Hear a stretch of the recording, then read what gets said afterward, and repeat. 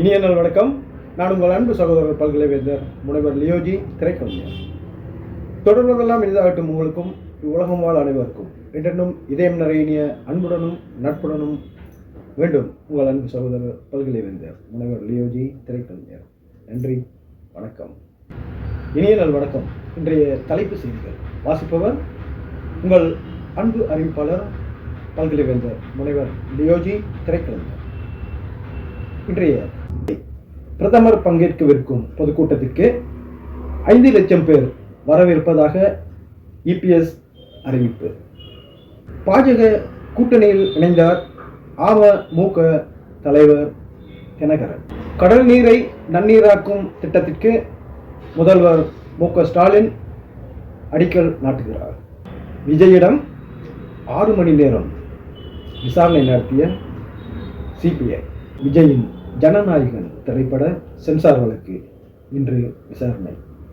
பாஜக தேசிய தலைவராக நிதின் நவீன் இன்று பதவியேற்பு. சபரிமலை ஐயப்பன் கோவில் விளக்கு பூஜை இன்றுடன் நிறைவடைகிறது.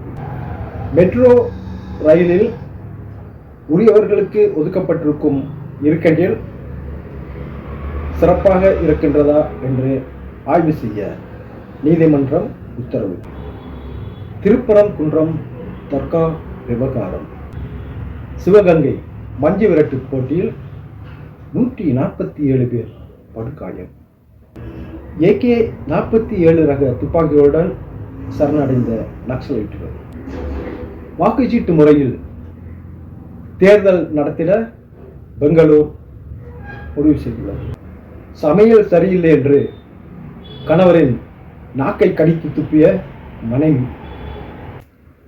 புதுச்சேரியில் பெண்களுக்கு மாதம் 2500, மாணவர்களுக்கு மடிக்கணினி வழங்க முதல்வர் ரங்கசாமி ஒப்புகை.